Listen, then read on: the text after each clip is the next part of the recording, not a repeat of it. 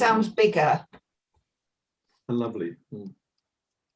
How big is it? It's over 40 foot. It's a ship. How many foot? 40. If it's over 40 foot. Or something like that. It's around 40 foot where it technically becomes a ship. And below that, it's a boat. Right. Yeah, all right. Except submarines. Oh, Oh, for God's They are sake, boats. shut up. or canoes, yeah. Oh, I thought there was an undercurrent then. right. Right. Can I just say something? We started off with wood woses. Now we're talking about canoes. I didn't start it. No, it was Carl. Carl started it. Trina started it. Oh, Peter's just a total numpty. I've got to be honest with you. Right. Okay. We're gonna do the Newport. We're doing a Newport ship today, and I don't know if we tackled this before. This is my favourite ship, Carl. I remember going to see this when I was a little girl and being completely obsessed. So I'm glad that you've done this today. Right. I'm glad you enjoyed the lecture today. Any questions? I'll see you. Right. So, all right. Hey, can I actually talk? You know, when I say I'm talking, right, I don't mean you all can talk. Right. Okay. I remember when this was discovered because I was actually running a full-scale archaeological excavation in on an archaeological site in near Bridgend, and I can remember when the news was released after the excavation that day. One of the days, people decided to go to Newport. So it was June 2002. Oh. And you got a really nice reconstruction in front of us. And to be honest with you, the Newport ship is one of the great lost secrets of maritime history in Britain, because when we think about ships and we think about the HMS Victory, or you could argue that the most famous one is the Mary Rose. And you could think about John Cabot's vessel, or you could think about one of Christopher Columbus's Santa Maria. But in regards to a British context, the Newport ship itself is a big secret, because it's not on the beaten track. In all honesty, if it was donated to Southampton, it would have its own aircraft hangar by now with all the artifacts displayed, and it would be a national treasure. But because it's found in a lowly place in Wales called Newport, it's not given the publicity. So the one thing we didn't know it looked like this back in 2002. We had no idea what it was, in all honesty. And usually what we would see is images like this in the newspaper. It would just it'd just be a big chunk of this, and we'd think, oh, right, that looks interesting. Right. So this was what was being shown in the local press. And I can remember, and Jessica could probably concur, there were queues and queues of people waiting to see this vessel. And it was and one of the things that made me very, very, very, very, very angry was that tens of thousands of people turned up to see it. And then afterwards they said, oh, we need to put some fundraising together to actually save it. And I'm thinking, well, if I was managing this as an archaeologist, I'd have got people to pay £10 a time to see it, and you'd have easily raised $1 million in a few weeks. But this is the lack of foresight that people had when they actually found this vessel. And the ribs, you can see a substantial number of the ribs there, and you can see the keel in the center.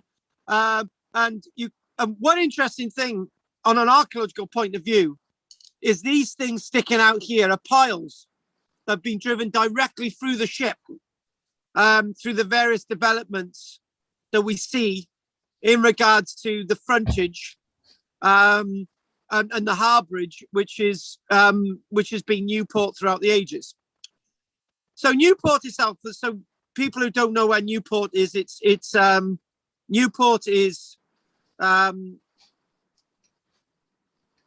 east of Cardiff, and it's northwest of Bristol, and it's the other side of Gloucester. So that gives you a bit of an idea where it is. And it was found by mistake.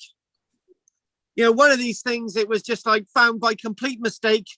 Nobody had any idea it was there. It wasn't a Richard III find. It was it was the idea of lifting it, the idea of keeping it there, the idea of building a museum there and then on top of it. You know, there was all these things talked about in June 2002.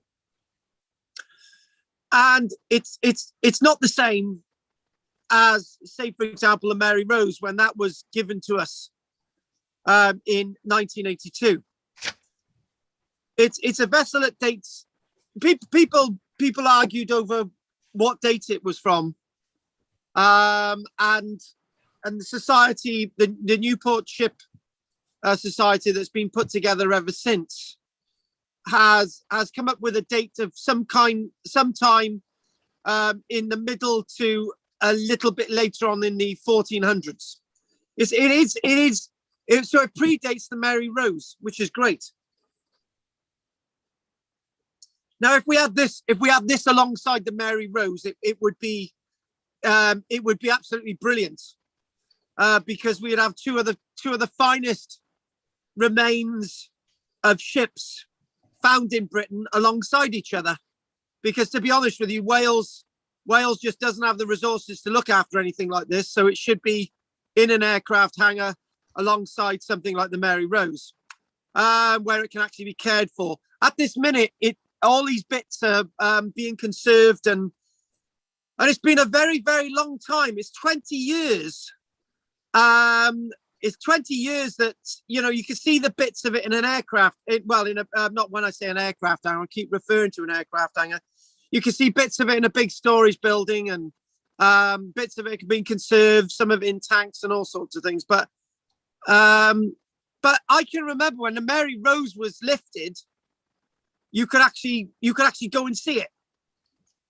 You know, as one big thing, as one big hulk. This is all in bits, and nothing. You know, there's been no real plans to put it together and to display it properly over the last 20 years. So it's June 2002. So it's found on the west bank of the River Usk, which basically runs through the city centre of Newport. And it was found, quite ironically, during the building of the Riverfront Arts Centre. So it's quite ironic, really. You could say, if that was 10 years ago, it would. No, if that was 20. No, hang on a minute. Get dates sorted out. If this was 50 years ago, it would be the Riverfront Museum. It'd be quite ironic that we found the remains of a ship directly underneath where they're building an arts centre. And the process of revealing the vessel, one of the lost details is it did sustain quite a lot of damage in the process, and then eventually they realized what it was and it was saved. So Andy, how many meters did you say a ship had to be? I think it's over 40 feet, not meters, just over 40 feet, which is not much at all. Well, it's 116 feet, Andy, so it makes it a ship. It's a ship, definitely. 30 meters. It makes it a ship. It makes it. Mind you, can you have canoes that are over 40 feet in long? So therefore, that's a ship. Canadian canoes are quite long. Not that long. They are. That long, So the official name of the vessel is now the Newport Medieval Ship. So that they like it, Newport Medieval Ship, to help distinguish it from other historic vessels. They have found other vessels in the area. There was a Roman vessel found nearby as well, quite some years ago. And that's sort of when I say a Roman vessel, a Roman boat. And the ship was originally, as we said, 35 meters in length, and has been estimated to have had a total burden of around 161 tons. I don't know why they just didn't make it up to 160 tons. That being the number of tons of Bordeaux wine that could have stowed in its hold. So you could have carried a lot of wine as a burden on board this vessel. Vessels of this size were considered great ships back then. They would have been a great ship. A 35-meter long ship was, when you think about it, the Mary Rose isn't a massive vessel. It's not the size of the Titanic, and this predates the Mary Rose by 70 odd years. So it's substantially, the size is quite substantial by contemporary standards of the day. 35 meters was quite a vessel.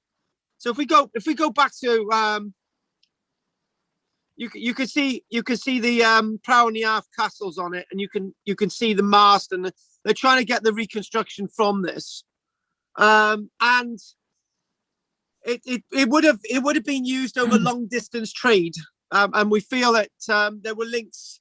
What we do see when we look at the vessel, there are links between Britain, Biscay, and Spain, the Bay of Biscay and Spain. So it's got that like trading link. So if anyone's got their pens and pencils down, we're going to chuck a few facts in you. And again, to give you an idea, you've got the quay there, and in the background is one of the towers associated with the castle, the Newport Castle, which is actually partly still standing behind. So that's sort of that's where we get the reconstruction. So this is where we are. We're actually at Newport. We're at Newport, and it's a quay. And it was meant to be dry docked, and it was meant to be broken up, and it basically it was just basically berthed on the bank. Everything was taken off it. It was swallowed up in mud, but not everything was taken off it, because there is a lot of detail that we've now found. Now, it's likely that the largest timbers that we do see representative on the vessel, the keel timbers, and then the rib timbers, mainly date the vessel to approximately 1449. So that's where the majority of timbers are coming. The problem is the biggest problem is when you're looking at a vessel like this, it would have been patched up. And what you've got to do, you've got to look at the keel, which is obviously the superstructure, and the ribs, the actual proper ribs, and you need to get the dates from those timbers, because obviously if you don't, then your date's going to be a bit more recent than 1449. Now, there was it's double skinned. I would have thought that would have made it a little not quite so far back as 1449. I think what we're doing is we're seeing a revolution in shipbuilding actually in the 1400s. Well, remember, Pete, this is the Renaissance. This is we're only 1492. We're only a couple of decades away from the great explorations of Christopher Columbus, and you got Cabot not so long after that. So within, you're looking at a vessel like this, and it doesn't take a leap of imagination to actually put you into a period of shipbuilding that then you've got the likes of the Mary Rose. I think the way it's built, I mean, it was built in it's a beautiful way it was actually built, with all those ribs and, as I say, the double skinning. How would they go about dating the wood? Hang on, we got a couple of things there. Pete, did you were you actually at that conference that time when we had Charles Ferris giving a lecture on this? No. Right, I think Roger may have been there. Charles Ferris. Yeah, well, we had a conference in Wenvo. Can you remember Charles Ferris from the Newport Ship? He dressed up in costume. Anyway, he gave a lecture about. I might well have been, yes. Yeah. But Wembo, yeah. Yeah, I think actually Wembo Sandra was Community there. Centre. Yeah. The one thing that Margaret just asked was how do you go about dating? Well, if the one lucky thing that we got that we have is the main. Look at that there. You can actually get an idea of the ribs. Now, I don't want to go off into too much of a tangent, but you can actually see there that those bits of metal have actually sliced through the vessel. So there is believed to be still a little bit still there. But anyway, that aside, what you've got the ribs there. Yeah, Pete was right. You've got some planking above that, and obviously planking below that underneath the ribs, and you've basically got the guy in. You've got the keel here. This is the keel. Yeah, that's where the keel is, and obviously what you're doing, you're dating these ribs, right? You're looking at these ribs. Okay, so if we go back again, there's another little bit of a reconstruction.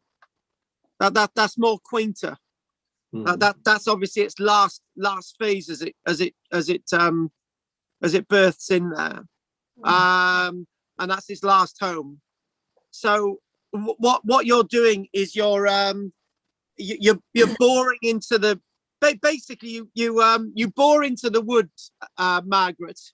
You basically use an auger, which is basically a drill. This is basically a hollow drill bit, and then what you need to do, you need to have enough of the tree rings. Yeah. From the softwood to the hardwood. To actually to give you a roundabout date, and then when you get enough samples, you get a mean average, because obviously when you think about it, there are actually quite a lot of timbers there. You know, I wouldn't have thought it showed much in the way of tree rings. Yeah, it would have. So because obviously what you're doing is that what you're doing when you're building a vessel like this, you would do it opposite to the way you would build a house. So in other words, you'd have a timber and you'd half it, and that would create two opposing sets of ribs along the. So you've got the keel in the center, so you've got the ribs either side, and you'd have equal distance and equal lengths of the ribs either side. So what they used to do is they used to I don't know if you've got examples in Cumbria, but there's a place called Margam down by us, and what you do, you see trees that have really strange trunks that have actually been deliberately weighed down to shape them to be used in shipbuilding. So that would take the strength. So what you would do with a crux frame building is you'd get a timber, you'd half it, and you'd have one crux on opposing sides. So that would create one set of beams, and then you would do similar with another set of beams and another set of beams. That would be crux frame building. It's similar when you look at ships, but a lot more complicated. And actually, there was when we look at the likes of Henry VIII's reign, we start to look into Britain starting to build ships based on a mass planting of oak trees in Britain. These oaks. This is going to be our future navy, and you know, that thing about the British Navy is really starts off around this time, to be honest with you. Because remember, sounding really patronizing, folks, we are an island nation, and unless we build ships, we can't. We're sunk, and I'm not joking, because you can't trade without ships, and if we can't build ships, then we're not going to do anything. And if we hadn't started building these ships in the first place, we wouldn't have had an empire, and we would have nothing would have happened, you know. So one of the things things would have happened differently. It would have happened differently, yeah, Pete. Sorry, it would have happened differently, and our population wouldn't have grown as the way it is today, because we wouldn't have had, we wouldn't have had the diet that we've got today. Anyway, all these different things have gone a bit too far deeper than we should have. But and the timber itself actually comes from northern Spain, the Basque region of northern Spain. This is where the timber comes from. And there was initially they actually thought the ship actually came from Portugal, which is not too far. This is not too far away a guess, to be honest with you. So we got the Iberian Peninsula. We've got the Basque region where the timber's actually coming from, and it's not too far a guess because there was a massive shipbuilding industry going on in northern Spain at the time, right? And then that links us in with the English Armada, because the English Armada of 1889, the English Armada of 1589, which was completely wiped out by the Spanish, right? Queen Elizabeth thought, what we'll do, we'll land troops in northern Spain, and we'll sort of land troops in Portugal, and you know, that's what we're going to do. And it really kicked at the Spanish shipbuilding industry and all the rest of it, and it didn't work. And as I said when I gave that lecture, the English Armada was a bigger disaster than the Spanish Armada. And anyway, this vessel itself could be said to be unique. But one of the things that we must say is that up and down our coastline of Britain, there ain't hundreds of shipwrecks. There are tens of thousands of shipwrecks. But you're not going to find shipwrecks in this condition still surviving, because this is found in a context more or less on dry land. It's not on dry land at all, but you know what I'm talking about. It's found along a riverbank, so it's easily accessible. And the ship that's likely to have been built around 1449. At the same time, the wood is dated. Now, anyone that's done tree ring dating or dendrochronology, because I've actually given classes on it. One thing that you don't do is leave your timber around. When you cut the trees, you're going to use it straight away, right? So it's not going to be massively seasoned. I know where you're going to jump in there. This stuff needs to be used because it's felled for a reason, right? And it's not going to be hanging around too long. And you can't have massive piles of timber hanging around because it's going to be used for something else. So it's not going to be cured, and it's not going to be seasoned in the normal way. It's going to be used more or less straight away for shipbuilding, which is I know Pete thought, oh my God, is that really real? And to be honest with you, in a context of this timber not lying around too long, yeah, that's correct. If you're going to season wood properly, you're going to need to leave it. You're going to need to have it around for about 6 months or so on. But this stuff is being, they've got it. You can't have loads of timber lying around. You've got to use it, and this is a point. Oh. You could disagree or not agree, Andy. Yeah, it's actually much easier to use green wood and shape it and cut it so that they will have definitely made it when it was green. Just for the record, it takes about a year an inch to season wood naturally, but they would have used it green straight off the tree. Absolutely right. It's a difficult concept, isn't it, Andy? Because it's going to warp and it's going to do all these things. But they know how it's going to twist. You see, that's the skill. So it locks it together. The point. Yeah, it's amazing, isn't it? It's built in the Basque area by Celtic people. Oh, shut up, you tart! Now you spoiled it. They're at one with their trees. Yeah. But Andy, I think that process of just using it green is amazing. Yeah, totally. Because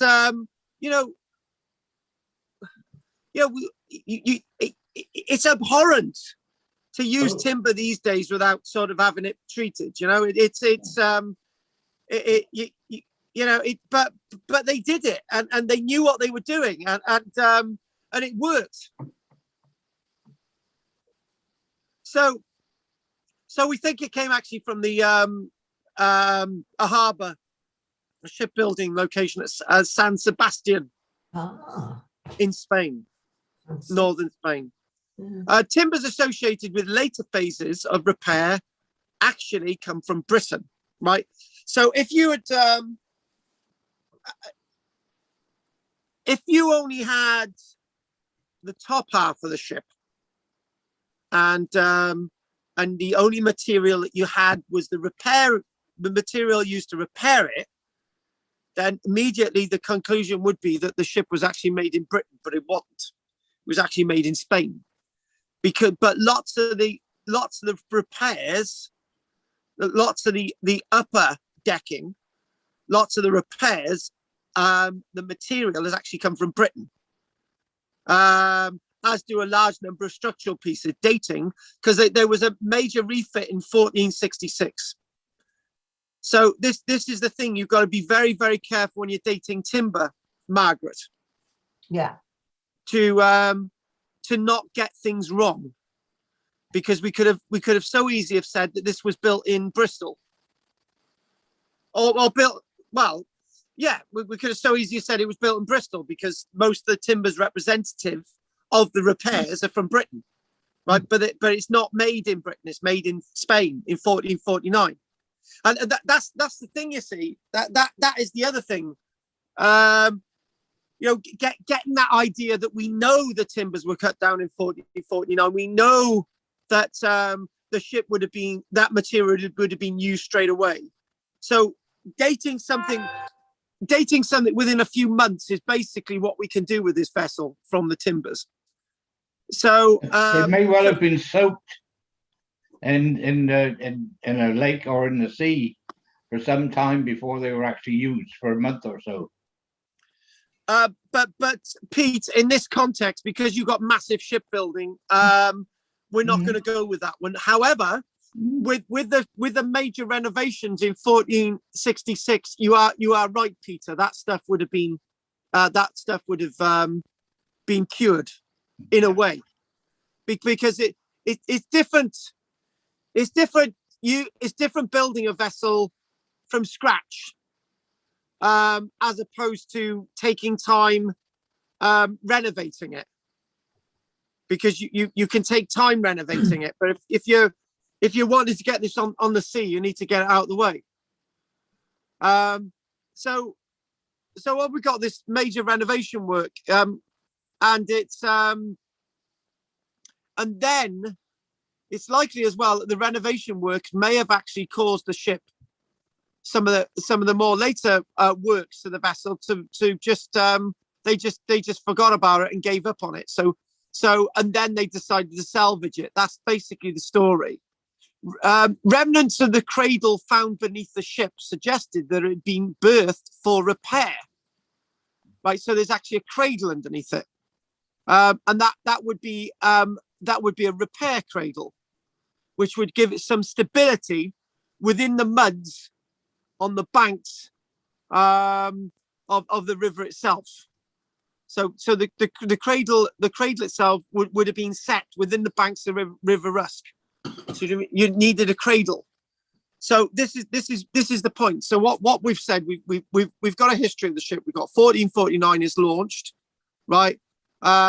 It's had a major refit in 1466, and sometime after that, it's placed on top of a cradle to be worked upon, and then basically they've abandoned it. They've just think of the tidal range of the Severn Estuary. It could have been a very high tides or whatever. This could have been part of why it was abandoned. Quite possible. So many of the artifacts in the ship, such as coins, and a particular coin that we'll see an image of, pottery and plant remains suggest that it was trading with Portugal in the between the 1450s and the 1460s. So to try to again set the scene of the image that we're actually looking at, and we'll just move this on a bit and just sort of and this yeah, that image was quite a famous one in all the newspapers, and so was that. You know, this was out there. You know, this was what people were seeing in the newspapers. Although there were no initial plans to preserve the ship in its entirety, there was no plans. It was just like going to be right. Okay, it's a major ship. If this was in Southampton, right, it wouldn't have been a question, right? But because it was in Newport, in Wales, we're talking politics here, and we're not going to go into that. But the local people basically said, hang on a minute, right? If this was in Southampton, people would do something about it. This is Newport. We're going to do something about it. And they campaigned eagerly to ensure that the ship would actually be recovered. And they founded the Friends of the Newport Ship. Initial estimates suggested that the preservation cost would be about 3.5 million. And this sum would be eventually found by the Welsh Assembly Government and Newport City Council. But obviously that's increased since. All of the ship's timbers have subsequently been raised and transferred to a dedicated industrial unit, which the local council describes as now the biggest wood conservation centre in the UK, where preservation and research continue. Due to its size, it has not been possible to display the ship in the basement of the new art centre as it was originally proposed. Now that was what they were going to do. That's exactly what they were going to do. They were going to they were going to display it in the basement of the art centre. And I love this little I love it when people get sort of I like that little bit of reconstruction where you can see the castle there. It's a bit sort of bit of a wooden bridge going across there, and you can one thing that we do know is this wall here around Newport doesn't exist anymore, and all that we do have is bits of the castle. It's quite a small castle, and actually the railway actually runs above the castle, so when you ever go into Newport, you can actually look into the castle as you pass it. It's quite it's not massively impressive, but the bits of the castle are still there. This was the point. They were going to display it. That's what they were going to do. You know, as I said, if they were building an art centre 50 years ago, it'd be called a museum, right? But obviously an art centre now, that's what it's called. And they were going to put it in the basement, but it was too big to put in the basement of the art centre. Now there's all that sort of there's all this gubbins of trying to understand what's going on. So the tsunami of 1607, that would have affected it in some way, surely. It would have been well covered by then with mud, I think, Pete. Well, that's what we probably would have covered it with mud. Yeah, exactly. Well, yeah, exactly. And Pete's right. The River Usk itself has got the largest tidal range. Well, when I say a very, very large tidal range. Second in the world. Exactly. And it appears that the vessel was deballasted and carefully floated into a side channel, which you can actually see on the image. on a very high tide, and then situated on a pre-erected cradle made of oak and elm logs. So the cradle, basically, when you're gonna work on a vessel, you need to have a solid base, right? So this is what the cradle is. So that little vessel there, if you can, this is quite a. It was virtually dry docked. Yes, when it's at low water, Pete. Yeah. So there you go. It's been floated in there. It's got a cradle of oak and elm logs, and the ship appears to have undergone this refit, and evidenced by the shaping and inserted of British-grown timber, dating after the final refit, post 1466. Right. So it may have had one refit and been sailed out, and then it come in and have another refit, and that's where it remained. However, before the repair work could be completed, in the final refit, the cradle appears to have collapsed. So the overburden of the vessel and the work, and the ship heeled over onto its starboard side. And we didn't have big cranes back then, and people probably said, "Oh, sod it, we'll just leave it," and they butchered it, and it just remained there, and that was it. It was forgotten about. And the idea of Pete, you got the tsunami 150 odd years later, and that would have covered it. So the subsequent incoming tides appear to have flooded the vessel with silt and water. However, efforts were made to drain, pump out, and right the ship. And when these failed, attention turned to salvaging the accessible timber and iron for reuse, along with removing larger items such as anchors, statues of Lloyd George, guns, and rigging. There wouldn't be many guns on it at that stage. There would just be some guns in the castle, on the prow and the aft. And the salvaging of the vessel involved hacking at the upper works with axes and removing. So what we can clearly see is that if you go back, well, we're not going to clearly see it, but I can give you an idea of what I'm talking about. Hang on, where's this image? Right. See, these have all been butchered. So what they've done, it's all been hacked off. It's not eroded down to that level. It's all just been hacked off. They've hacked it all off. But they weren't able to access the planking because it was all covered in mud and loads of crap, right? So where they were able to remove what they could, they just left what they couldn't get access to. And the salvaging of the vessel, so we're hacking at the upper works with axes and removing substantial amounts of the planking, the lap straight planking, framing and internal timbers above that level. The salvaged material would have been readily reusable in other ships or building works in and around Newport itself. During the salvage work, numerous disarticulated timbers were to be found, which were discarded. So they did find other little bits and bobs that they just really didn't sort of find much use for. So why is it so well preserved? And this is the next question. Why is it so well preserved? The excellence. Now that is, we're looking at the problem is if I what we could do after the break is have a look at some of the images of the some of the timbers in the tanks and stuff, and some of the art, maybe one or two of the artifacts.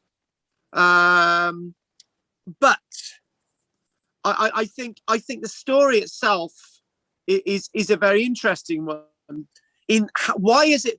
What you should have been asking, Margaret, is why is it so well preserved? And when you think about it, it is actually in salt can actually be quite destructive.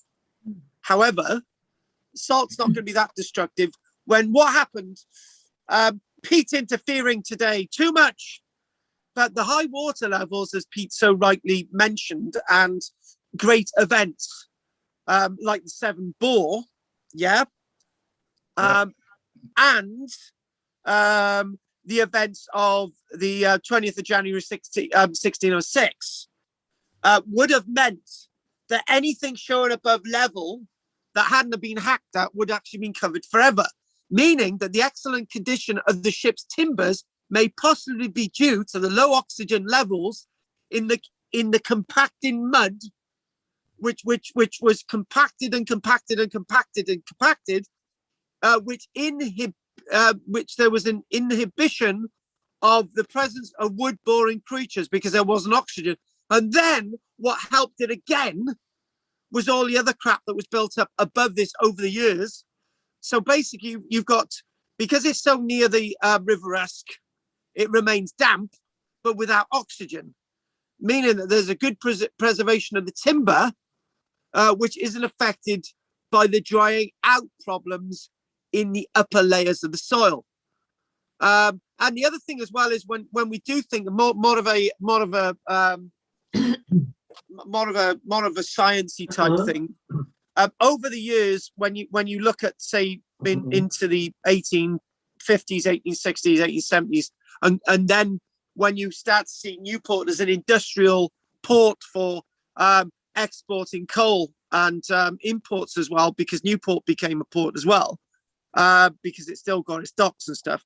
That would have created residue in the upper levels, which would have been exceedingly acidic. But that acid didn't actually get down to the lower levels because this was all covered in a nice layer of clays and muds. Well, Roger, what are you talking about? What? Yeah, you just keep making strange noises. It's like A subdued yawn. yeah, but it's like We all have natural functions and they have to happen. yeah. Oh God. That was very interesting, actually.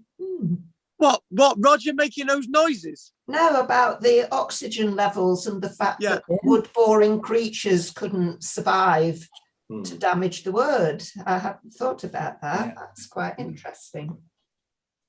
Yes, but so what we basically we got damp conditions, which are capped by dry conditions above, and the damp conditions remain stable because it's constantly being fed with liquid, but there's no oxygen in that arrangement because it's all compacted down. So this is why we've got a really good preservation of the Newport ship. There was to the on the port side, for example, the ship had been cut down to 2.7 meters above the keel, right?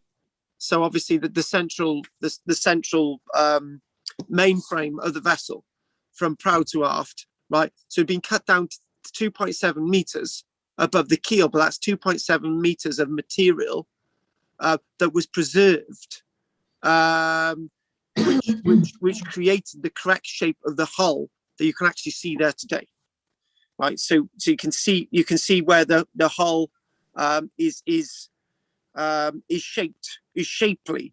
So that's the shape on the port side that is actually being preserved, and the starboard side is actually collapsed. You can actually see on the opposite side it's collapsed on the other side because there's more material. So all that's collapsed. So basically what's happening is the vessel is collapsing, and obviously this is what led invariably to the shape and form of the port side, which if I can get my annotation, hang on, let me get my annotation, Duda. So this is your port side where the ribs are really well preserved, and you've got the really nice planking, right? And you've got the keel on the starboard side, which is here. This is more or less collapsed. So there's more of the starboard side than the port side, right? Because the port side has been kept upright and the starboard side's collapsed into the river muds long ago, together with the ship's frames. And all of it inevitably, what we've got yin and yang, haven't we? What we've got two events. So if we go back to what we were at the beginning, right? It's hang on. If we go back, right? So what's happening? The cradle collapsed on the starboard side, right? So all that stuff is just that side collapses, right? It's just the weight of it. It collapses in the mud, right? So there's going to be more of the starboard side, which is here, right? That's the starboard side, but the port side stays upright. So in other words, what we've got two events. We've got the event of the collapse, whenever it collapsed in whether it actually collapsed smack bang in 1466, we don't know, do we? It could have been 1470, 1480, but eventually that whole side just collapsed into the mud, right? But the port side stayed upright. So we got two events. We got the event of part of the vessel deteriorating totally, and the other part of the vessel actually giving us shape and form. So in other words, we've got the way we've got the way a vessel deteriorates and the way the vessel is actually shaped. So we've got two events actually preserved there. To me, that sounds fascinating anyway, if it don't sound fascinating to you guys. Anyway, so but back to where we are. I've totally forgotten where I am in my notes because it's just so many of them. So in other words, the starboard side is really distorted, right? So we've established there's 35 meters in length for David, because David's a foot and inches guy. He's 116 feet in length from prow to aft, and the width itself, the hull width, from port side to starboard side. See, I'm getting my lingo right now. But port side to starboard side, the width itself is just over 8 meters in width. So do you know what I fancy like doing? I fancy like pacing this out in the caravan. So it's like that's like it's wide, it's longer than the caravan. I'm gonna do this myself. So you've got 1, 2, 3, 4. Actually, it's long. The width is longer than this caravan, and this is a 4-berth caravan, so that would be the length. The width of the vessel would be the length of a 6-berth caravan, which is quite wide, isn't it? Do you know what I'm talking about, Margaret? Yeah. It's like a 6-berth caravan is the width. Oh, is that its width now, or its width when it was sailing? I'm going to go width when it was sailing, because if we Okay. but we do have the additional problem, don't we? Because we've got the overhang on the rails, but I'm just gonna go for port starboard. We might be prevaricating a bit too much there. There's not going to be much difference, is there, Andy? So it's saying if it's 116 feet long, it's unlikely to be 30 foot wide. But yeah, it's 27 feet. 27 feet. 27 feet. The starboard side is bound to be equidistant from the center keel as the port side. Yes. Yeah. So 8.2 meters. The central part of the vessel, the hull, from port to starboard. So 8.2 meters, 27 feet. That's the measurements I got in front of me. The width itself. the beam. The beam. That's right. The beam. The Looking beam. at the curvature of the port side, when the starboard side being in a similar position, then you'd have a much better idea of the actual width of the boat. Wide beam. It looks to me more like a cargo boat than a fighting boat. It is a cargo. Yeah, definitely. Very strongly built. Merchant Can I just stop you there? Most fighting vessels were actually cargo vessels. Oh, were they? Yeah. If you look at both the Spanish and the English Armada of 1588 and 1589, respectively, for both navies, most of the vessels in the navies back then were actually cargo vessels. They were actually refitted. Wasn't the Mary Rose just built to be a warship? Yeah, but they didn't really know how to build warships. Yeah, that's absolutely, and it's only then that they actually started purpose building warships. Yeah. In Europe, anyway. I mean, I think they did elsewhere, but No, this is a really good point. I don't even know if we're going to get through this tonight, but it doesn't matter because we're having a lot of conversation. One of the problems with this is actually quite a historical problem, right? You know, in those Hollywood films, you find all those triremes, don't you? Those Greek and Persian triremes, right? But from like 350, 400 years BC, that type of stuff, right? You see all these wonderful films, and you see the Cleopatra's Egyptian navy. You see all these wonderful things, right? However, the reality was really completely different because with the war with Carthage, with Rome's war with Carthage, Rome did not have a feature-built navy that could actually. Basically, the Romans actually just used converted merchantmen, right? And it was only because there was a Carthaginian vessel washed up on the shores of Roman territory that basically the Romans decided that there's a model for how a fighting vessel should look, that the Romans were actually able to build fighting vessels. So and actually here's another thing as well, is right, this is really relevant, and we're into navy stuff here. One of the things that I teach once a week is the Second World War, right? And I'm one of those that believes that Germany could never have won the Second World War in every single scenario.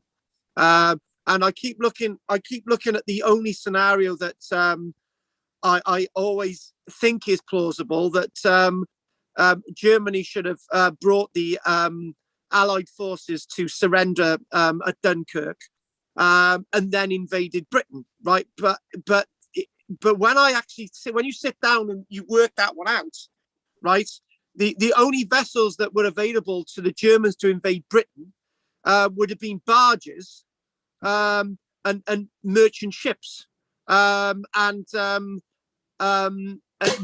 Germans would not have been able to invade in 1939 or 1940 because the Germans did not have the available stock to invade Britain. It's an age-old question. You either have merchantmen in history or you have fighting vessels. Converting merchantmen, whether they're barges from whatever period in history, right? Actually, the one thing about the Spanish Armada and the English Armada is that they're talking about the conversion of barges, which the Germans would have had to have done in the Second World War to invade Britain. The vis-a-vis, the problem is always there. It's always only a very limited number of vessels that are up to fighting class. The Japanese actually saw this to their own horror, where they lacked aircraft carriers and fighting vessels, and they actually converted a lot of vessels into warships, but it just didn't work. It's the same problem throughout history. It's just actually so merchantmen. And I know we've gone off a complete tangent there, but that's all really relevant stuff. The thing that we always need is merchant vessels. We don't always need vessels like the HMS Victory.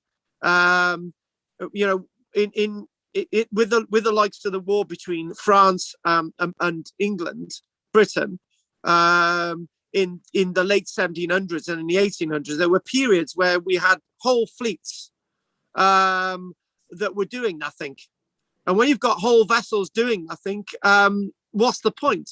So the main thing is the merchant navy. This is key. The merchant, Peter is going to love me saying this, the merchant navy is far more important than the Royal Navy. Yeah, of course. I can say that now. John would hate me.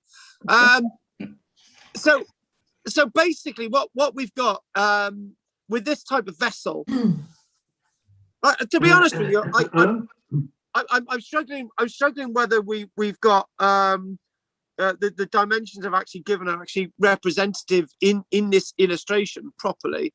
But that sort of yeah, looking at this sort of burden I mentioned earlier on, the 161 tons of burden. Let's just make it 160.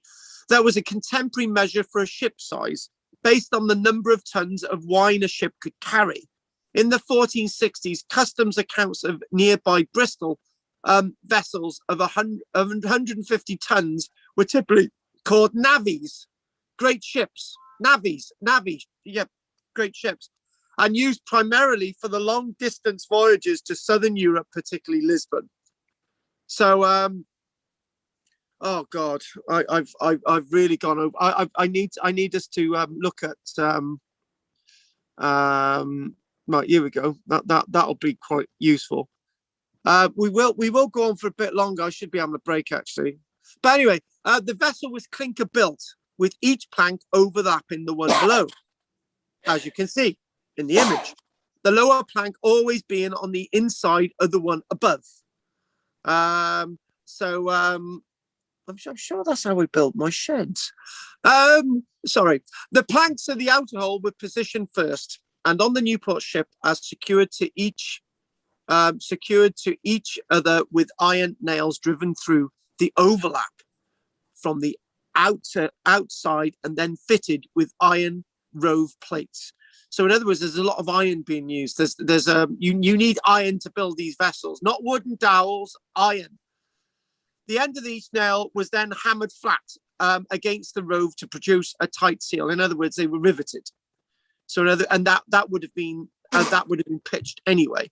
Gaps along the overlap were secured by tar and animal hair.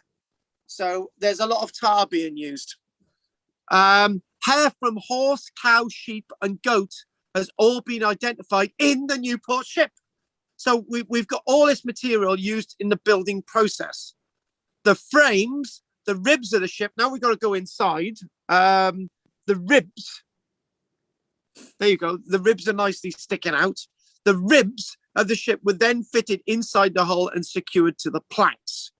Each framing piece was secured to the keel or the spine of the ship by having its keel cut out, placed over the keel and held by precision of fit. Nice. So the keel is made of beech, not oak. Beech. Now that's unusual. But then again, beech is a nicer material to work with, I see. And the ribs themselves made of oak, although no reason for this has been suggested. So why we're using beech and then oak? Maybe it was something to do with the tensibility of the vessel, or it needed some movement back to what we're talking about with the timbers earlier on, not being seasoned and being green and being used straight away. One possible explanation is that there was simply a shortage of oak compared to beech at the time of construction. So, I can't imagine beech being used in the construction of vessels over here. It's a Spanish thing. Almost all woodworking on the ship has been done using axes and adzes. Basically, an adze is a bit like a very sharp hoe with a very sharp blade. I should show you an image of that. With saw marks found on only a few timbers. So basically, they're using axes and adzes rather than saws to work on the vessel. And obviously, that goes back to Andy's point earlier on. A saw is a precision fit instrument. Axes and adzes are there to try and shape things and get things done, so everything fits in the way you need to fit it. So actually, what we're going to do, we're going to take a break. I'm knackered. It's your fault, Margaret, for asking such stupid question. Huh. Oh, what a cheek. Damn thing. Oh, and Margaret, you know, I love you. I love you lots. And, you know, I would have your babies if I could. You've been lucky. What? How do you work out this? I don't even know what I just said. Right. Okay. Right. Let's see if there's any questions off anyone. Roger, haven't you got to get the bus in a minute? Yeah, I'm off. Get my cup of tea, my blanket, and then the bus. Me too. Yeah, I didn't ask you. Yes, I've been to see the ship and all these things you're saying, and it's impressive because they built a model of the thing to show you what was involved with it all. If you never, you know, What was that? But what it is, people's going to say something, right? Because he's an annoying Celt, right? And the Celts were seen to be complete failures in history, and they didn't exist, and therefore he hasn't got anything to say. Right, Roger, keep talking, Rog. Yes, as I said, saw it all. They dry. What do they call it? Vacuum dried the timbers and soaked them and all the rest that's needed. Yes. And it's an amazing thing seeing it and knowing. Well, I wasn't sure what exactly it was for. We found that Portuguese coin in the base somewhere. Oh, bloody hell, Roger! I was going to do that myself. Yeah, well, it's only a little thing. But I thought then, well, was it built in Portugal or for the Portuguese or what? Because we had a great friendship with the Portuguese, many years still do. And I thought, well, that was a bit of confusion. What the timbers were, I've never understood dendrochronology, how they could actually date it. You compare, but how they date, I don't know. So I wasn't really sure about all this thing was, because I reckon it was one of in the fleet of, was it the Duke of go on. One of the Kingmaker. What was it? What? Go on. You're so close. Yeah. But I thought, well, perhaps from that they might have had a name listed somewhere, and no one seems to have one. If it matters, just to sort of nice little point. But the thing itself, I wasn't sure exactly the rigging even, and you showed it there. So it was one large sail before they had the multi-rigging ships later on. Yes. So that single ribbon rigging, as in multi-rigging, where it's just basically lots of new things, and the clinker built. Yes, I can see that, and the crude riveting. I know what they did with all that, which is good. And often wonder though if with the tar put in, if that would tend to deteriorate after time, they'd have to replace things. I don't know how that works with resealing the ship planking. Because the internal workings, instead of using iron nails, there's evidence of pre-drilled holes in the timbers. Yeah. So they can actually use wooden dowels. So in other words, that would reduce the weight and the burden of the iron required in the construction. And I don't know if anyone's actually ever, for example, it's quite incredible the amount of nails that you can build. Start again. It's quite incredible the amount of nails you can use in a construction of a wooden building. For example, I spent $1.5 grand in the timber for that building that I constructed, right? And I can remember that I kept having to buy nails upon nails upon nails. So that's just that's not in the sea, right? So if you're having to use so many nails, it's not only going to be expensive, it's going to be a lot of weight.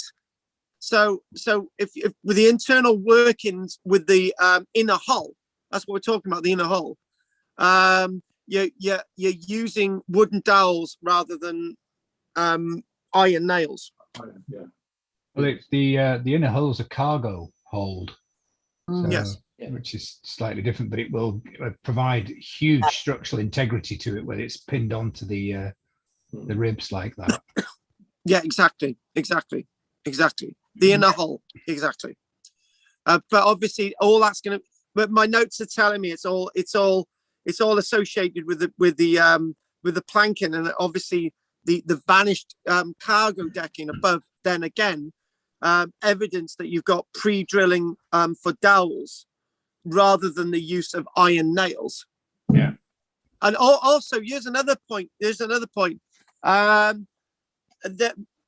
later on, as gunpowder. Now, this was one thing they would have learned, right?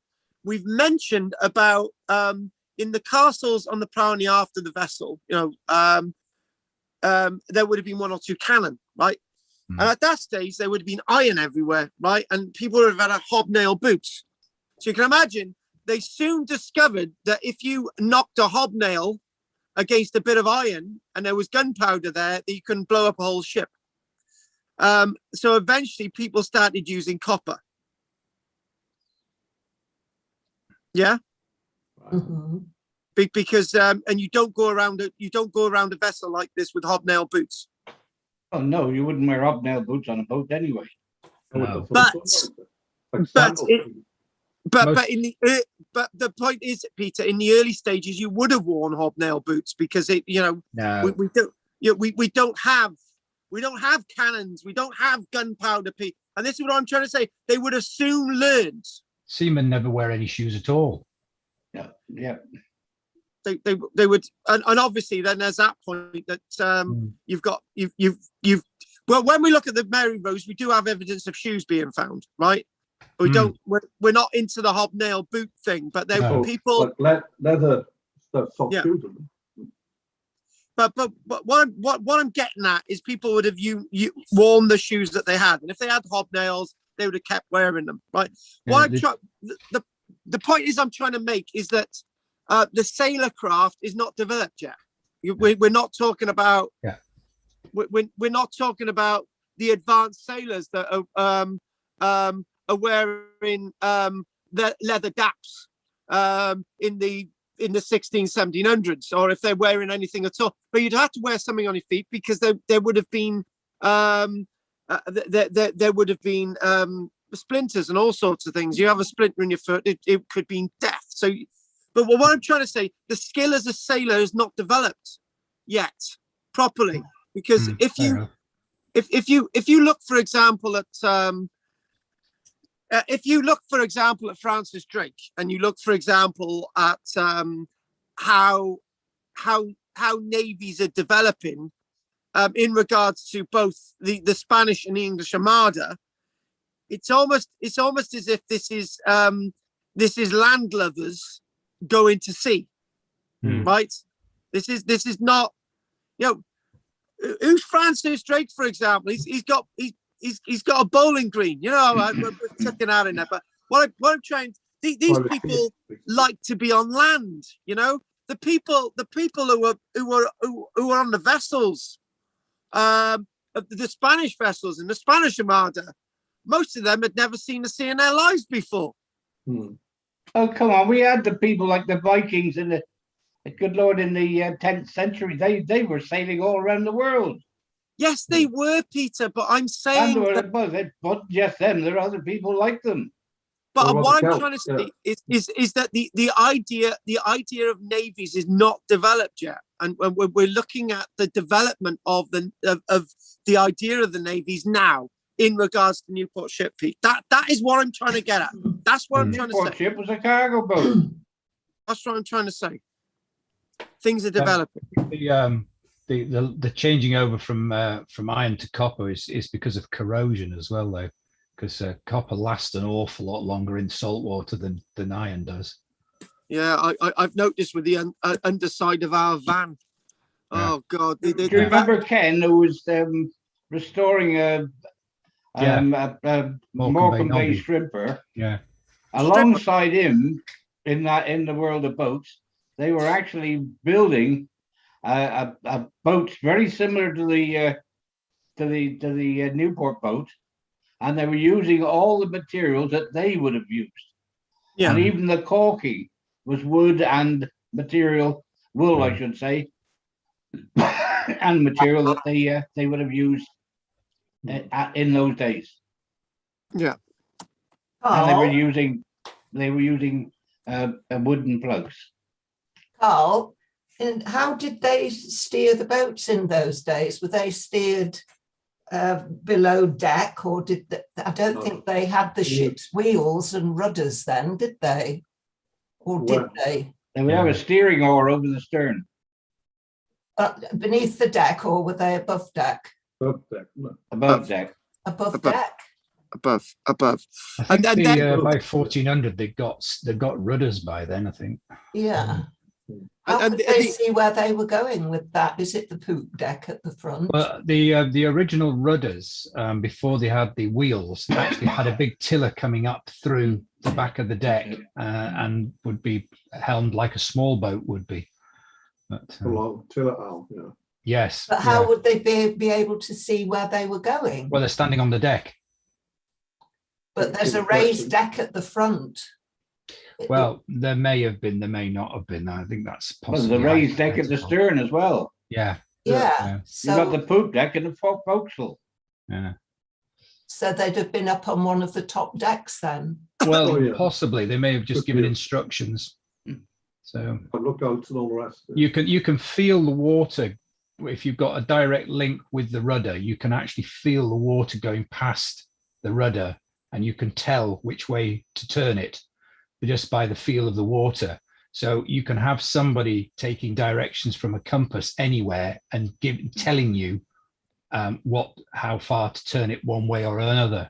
Yeah, I mean, with a wheel, for instance, it would be 1 point to starboard, 1 point to port, or whatever. That's 1 point of the wheel that way or that way. So. But you'd need somebody to tell you if there were other ships in the way and which. Oh, definitely. Oh, Yeah. It was at the crow's nest anyway. whatever you do, don't listen to the Navy lark. You'll never learn anything about that. That would only be coming into port in close proximity to other vessels. Yes. Out at sea, you wouldn't need that. No. You know those, is it called a bowsprit, the long piece of wood at the front? Yeah, the bowsprit. Yeah. Is that just to make more sail? Is that Yes. for more sails to Yes. attach? The portal, yeah. Yeah. Oh, that's a clever idea, isn't it? Yeah. Mhm. Instead of making the boat longer, they just put a bit of wood sticking out. Bench noise. That's right. Yes. It also gets your front sail much lower down and further forward to catch the wind. Yeah, cleverly designed, weren't they? Yeah. Mm. Need As that they for say- steerage. Mm. As I say, it's that development of naval prowess and Naval skill. practice design. It's just as they say, every day I get better and better In Mm. every way. We get worse. in every way. In every way. every way I get better and better. Exactly. Is that what Um, your mum used to say to you? No, she used to say you're a disaster and nothing's Yeah. going to change. When are you Um, leaving? Where did you Yeah. come from? Well, you should know, mother. Ship design at this point in time, though, in Western Europe is really interesting because it goes from the Viking longboat to suddenly to ships that we now recognize with multiple masts and rigging and stuff. And this is just the crossover period where this one was built. There is a bit of a Viking longship thing about it, actually, isn't there? Yeah. Well, they were built a similar way. Basic shape, yeah. Right, folks. Anyone else want to ask anything before we take a break? I was looking at the definition of ship. It is actually extremely vague. One of the definitions is that you have to have more than one deck above the waterline Oh, for God. most of the length of the ship, which is why a submarine is a boat and not a ship, because it only has one deck. So, but it doesn't. I don't know where that 40 foot. Somebody told me that years ago that it was over 40 feet, but I can't find anything to back that up, I'm afraid. So. Okay, fair enough. No, good. Right. Finally, anyone else? We'll have a break now. So, anyone else want to say anything else? No. Why are they always referred to as she? Yeah. Oh, And when did they start cars. naming them? Yeah, cars are always a she as well, aren't they? Right. Genevieve. Yes. What? Your car's called Genevieve? No, there's a film called Genevieve, which is about a car. Yeah, Called It's a Genevieve. lovely film. Yeah. yes, it was. It were. A proper film. Right. Okay. I found a ship name called Jesus. from Bristol. Oh, for God's sake. Well, that's going to confuse a lot of Jesus. people. Yeah, it was in that link I've sent you guys. I was having a look at Carl Leon specifically, because I think the earliest record that they have is from 1399 and is from Bristol. But I was having a look, just gandering through. Oh no, actually the ship isn't from Bristol. The ship is from Carl Leon himself, and it's called Jesus, and it was from 1566. Wow. All right. That's a bit But there's a naughty. lot of evidence of trade with France in the 1400s as well, which would fit in quite nicely with this ship. What Isn't the hell are we wouldn't that be talking counted about as- now? Wouldn't that be counted as blasphemous? Yeah, probably. Yeah, Yeah. Carl, is the link I put in the chat with the Zoom. Yeah, pay attention. I'm glad you know what you're talking about, because I have actually completely lost the plot. We all know. Yeah. Yeah. I have my cup of tea now. Good link. Yeah, Thanks, Jess. Thank you. Right. Okay. We will have a break. You have a rest, Carl. You're doing very well. Very, very well. We got worn out with all the When do you want us to come back? No, we're just having 10 minutes, because otherwise we're going to go on all bloody night. Okay, thanks. 10 minutes. Tomorrow, Carl. 9:25. That's it. No later. That's it. I like the ship ones. They're Yeah. really interesting, aren't they? The keel, Margaret, would be probably on a ship that big. It'd be 18, 20 inches easily. So you'd get a good dendrochronology core out of that without any problem whatsoever. Right. Yeah. Ah. No, I've never heard of one being made out of beech, though. There's no reason why not. But No. it's a bit brittle, beech. So. Well, So, I yeah. heard. Oak tends to be the Yeah, it's the preferred one for all of them. preferred. I was just looking up ships. And a lot of the ribs were actually taken from branches of the tree Yeah. and the elbows of the tree to get the shape. Yeah, they don't Oh, right. split That's them. what I was Shape of the That grain. don't work. Yeah. HMS Victory, they use 5,500 oak trees. Yeah. But which Yeah. Victory? Right. Oh, well, how many have they done? Nelson's Victory, I presume. I'm sure it is that one, Margaret. But I think there's been about 4 of them. Guys, just keep Fine, talking. That's fine. Go for it. Yeah. And the I thought Mary it was gonna Rose, be a they bit bright. used 600 for the Mary Rose. I know it's amazing we've got any left, isn't it? It is. Oh, yeah. But they only used bits of them, you see. Yeah, true. Got They bits didn't of use the tree. whole tree. Ah. They didn't So just they- cut down the tree and use it all. Yeah. Well, how very wasteful. But even all the utensils inside the cups and plates were all made of wood, weren't they? Yeah, Yeah. or Every pewter. bit Some was pewter. made of wood. Mm. He's a very naughty boy. And they used Right, to I'll keep. see you tomorrow, Carl. Oh, Well, hang on. What are you on about? Where you going? Night, Rog. It's see getting you all. Bye, Yeah, Rod. take care. Good to see you. Hang on a Rod. minute. Good Wait, luck wait, with the rest hang of it. on. Come on. Hang on. See everything about Roger, the you're ship. I going. know about all the bits He's anyway. going. He's got to catch the bus. Yeah. That's right. Bye, Coming to Roger. our visit. I was Bye, only Roger. joking. See ya. Roger, I'll see you tomorrow then, you annoying. No star. No No star. star, carry on. No star. Oh, God. I Adios, amigo. No star. There Oh, you go. that is. Ooh. That is. Oh. Oh, Margaret, your dog. Ozzy says Oh. goodbye. Oh, Bye bye, Oh, Roger. Ozzy. Bye bye. Oh, Ozzy? Try, Rod. Ozzy. Ozzy. Oh. Nose dies Cornish as well. that's right. Same origin. it? Oh, In by the way, next Kelsey week, times, Pete, I right, think, isn't it? Yeah. shut up. Next week, the topic is a lost town. I won't be here. I'll be off with Gillian. Oh, Oh. be like that then. There again. what lost town, Carl? Well, Any lost town? Barry. Which one? Lost the plot. Which lost town? A lost town. Wouldn't be lost if you knew, would it? yeah, but it's a lost town abroad. Oh, Ooh. Oh, Anywhere? Well, could you tell us where? myself. I don't even know myself. do Spain, I? Turkey, you're France. making it up. Germany? as you You go gotta along. find it. He's Russia. making it up as he goes along. It could Right, be see you lost tomorrow, under the Mark. sea, couldn't Good it? luck, everybody. Oh, Like for you. God's Ooh. sake. Ta-ta. It's Atlantis. Atlantis. We're doing Atlantis. I tell you what, you lot Bye, don't have bye. to talk some crap. The sunken city. Now Roger's gone, we can slag him off. Don't anybody go. Oh, God. Right. Oh. And just Oh, for it's the gone record, quiet.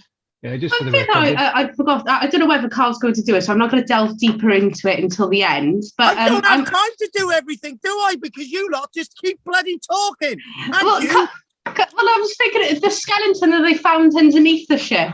Oh, for God's sake. Look. you have to tell us about that, Carl, now. Oh, for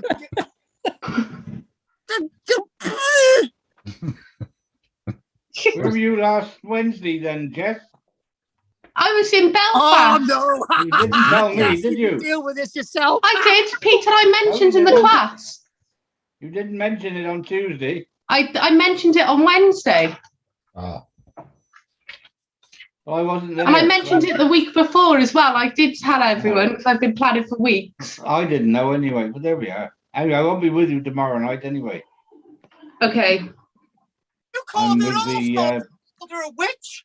Range Where did you Rover go, Cymru Jess? group. Belfast for 3 days. Where? Where did you go? Belfast. Oh, how'd you get there? And we went by plane.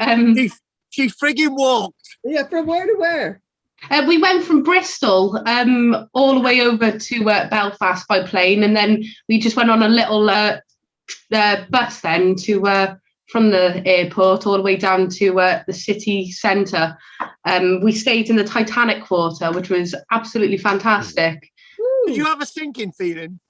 I did, Carl. what did the flight cost? It was only £60, which wasn't too bad, really. Yeah. Is that return? That's not You return. had to push it, didn't you? Yeah. In 120 return. No, it was 60 for the whole thing for return as well. Oh, Oh, that's very good. Cost more Because than that I to think get the I train would to have, London. because I tried to make it as cheap as possible, because obviously they don't could pay be you enough. pricey.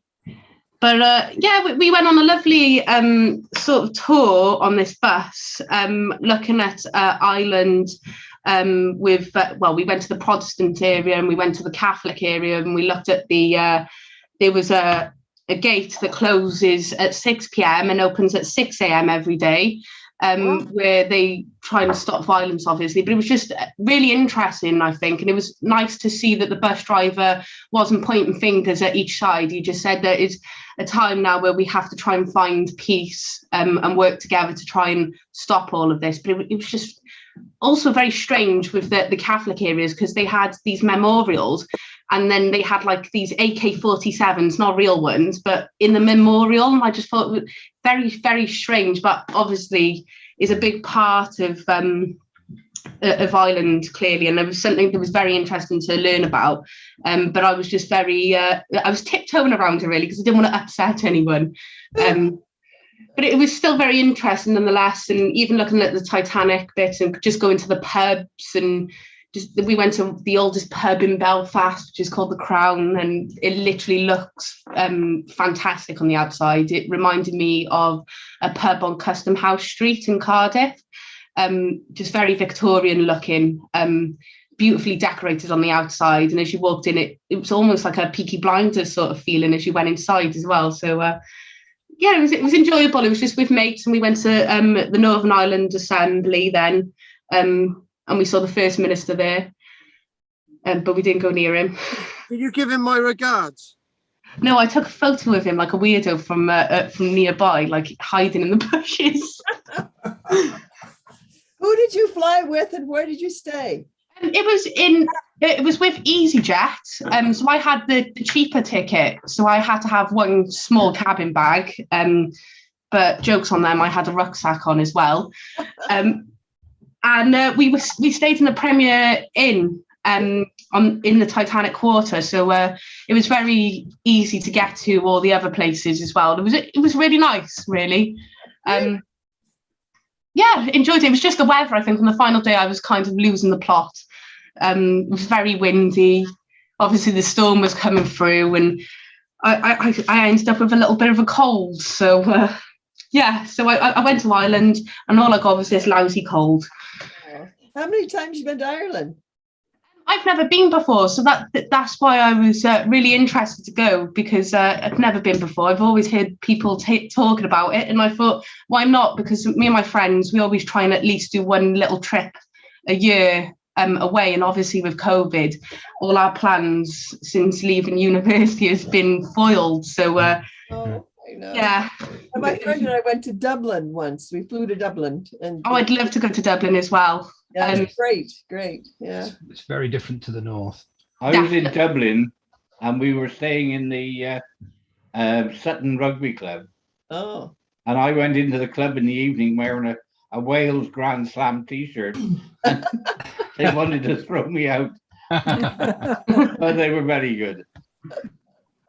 Funnily enough, I was just talking to somebody yesterday who'd just been over to Derry. It's Londonderry, isn't it? Londonderry. Yeah, and he so then said the south calls it the south calls it Derry, yeah. and the north calls it Londonderry. Well, he kept saying Derry, and I said, "Where is that?" He said, "It's Londonderry, Yes. but it's got a big wall around Depends it." which side of the river you're on. Yes. Yes. Now 40 vans camped in what had been the army barracks there. Yeah. 40 motorhomes. Ooh. And we were then invited to the town hall by the mayor of Derry, and because they wanted to start the visitors coming again, the tourists, and so they invited us there, and they wined us and fed us in the town hall in Derry. Simple But rule. it is so strange where, as you say, one side of the river it's Derry, the other side is Londonderry. Well, also it's political. If you're a Republican, it's Derry, and if you're a loyalist, it's Londonderry. Yeah. He said the paintings on the buildings are really quite something. Yeah. Now we were in Coltrane, and there both the Catholics and the Protestants get on well together. Yeah. In fact, and sometimes they share their church. Do you mind me if I do this scratch card while you lot are bloody talking? I wanted to start, but I can't get a word in edgeways. Carry on. I'm going to do the scratch card to see if I can win something. Can I carry on? Go on.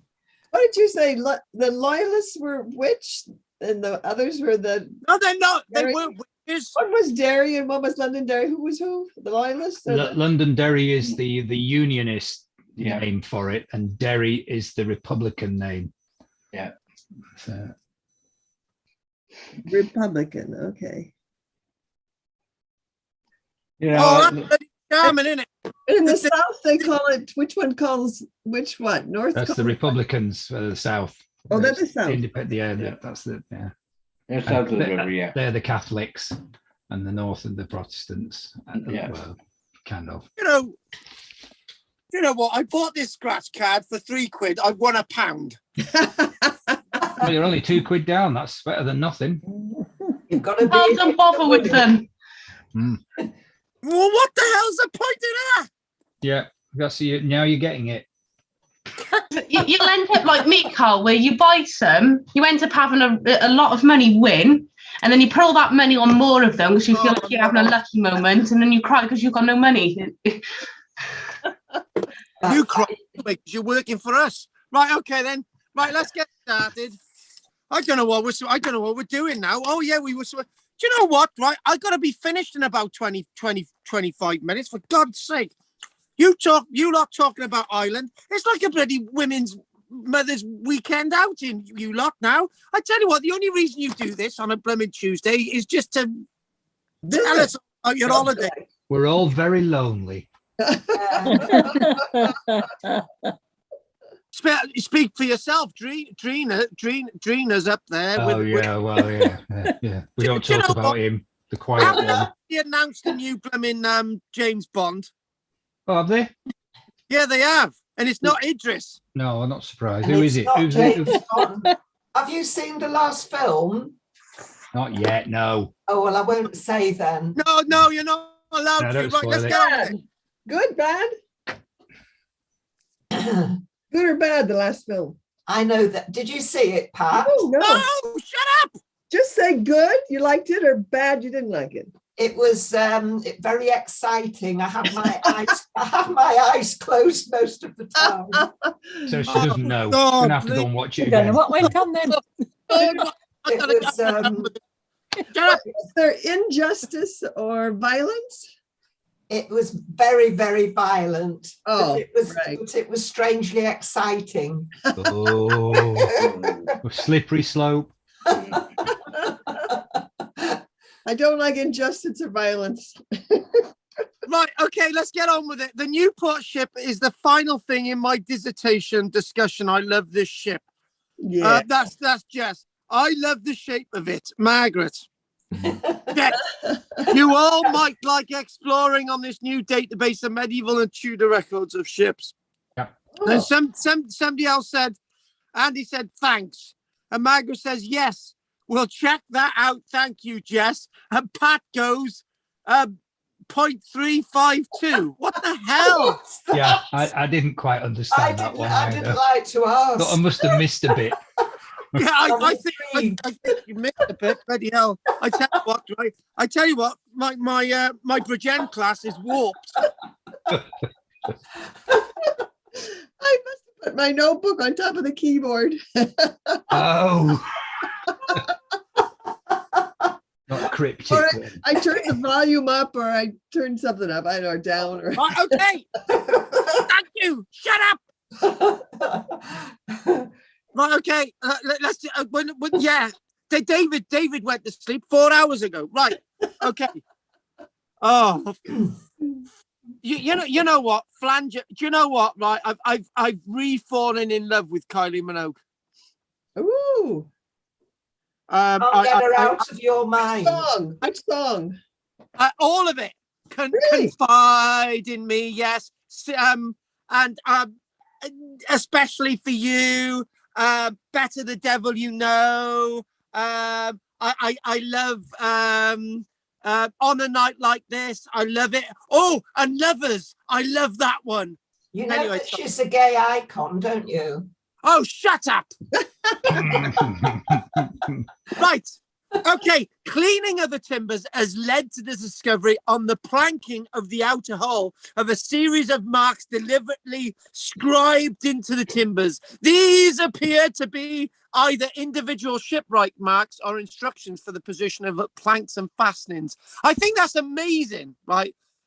Whether it is or it isn't, but is it amazing? Because people in the past, like we do today, you know, a bit of wood, you might mark something on a bit of wood, we're going to cut that there, or we might number bits of wood to tell us this is that, yeah. So if we do it today, so why can't they have done it in the past? And we see it with castles, you know, with all the stonework castles, you know.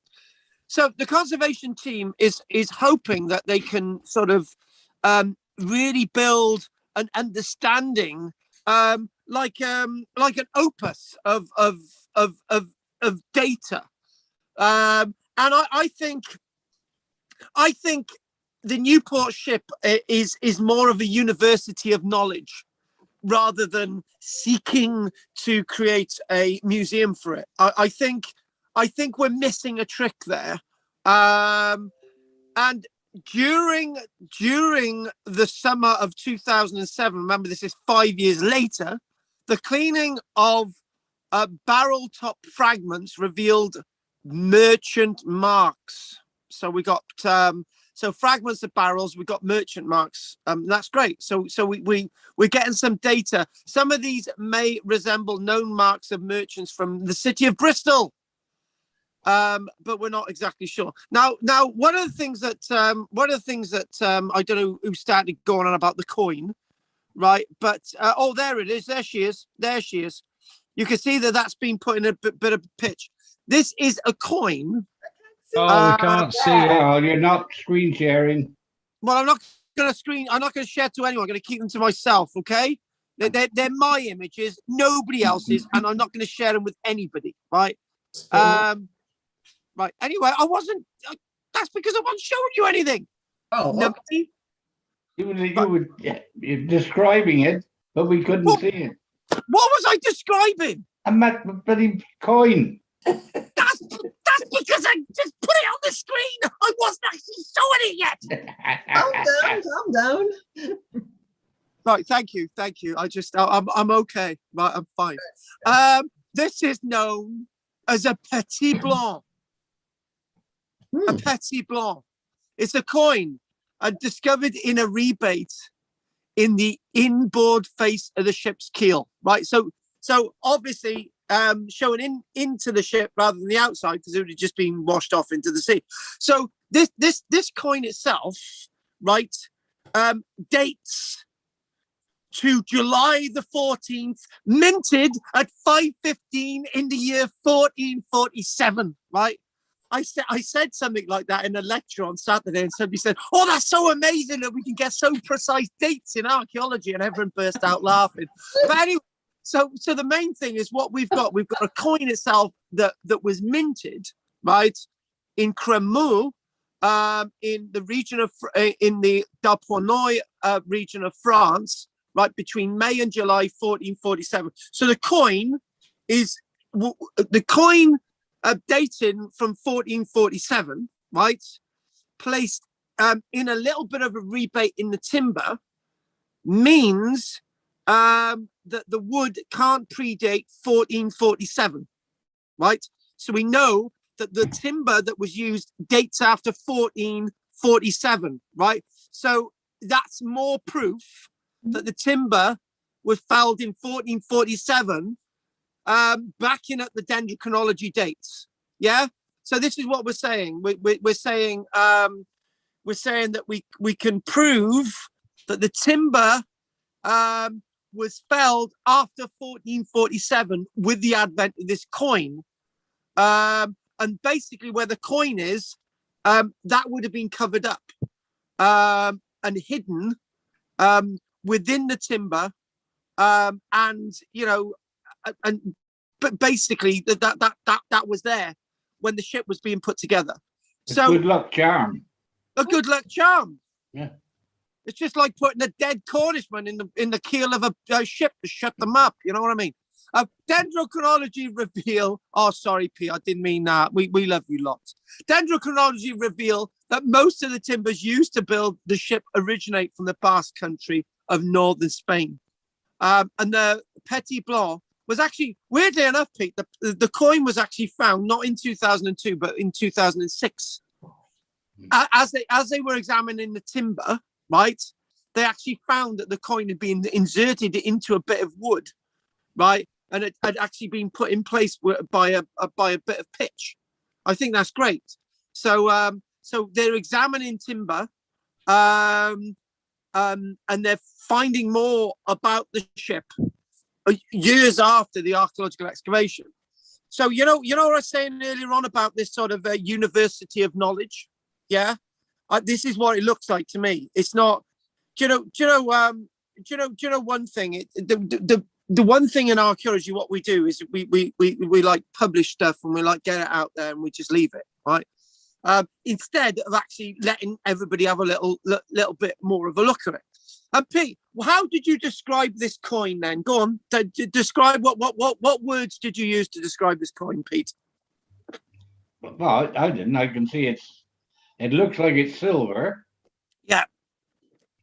And it looks almost as if there's a cross on it. That's right. But you described it as a good luck charm, yeah? A good luck charm, yes. Yeah, a token of good fortune is in my notes. Yes.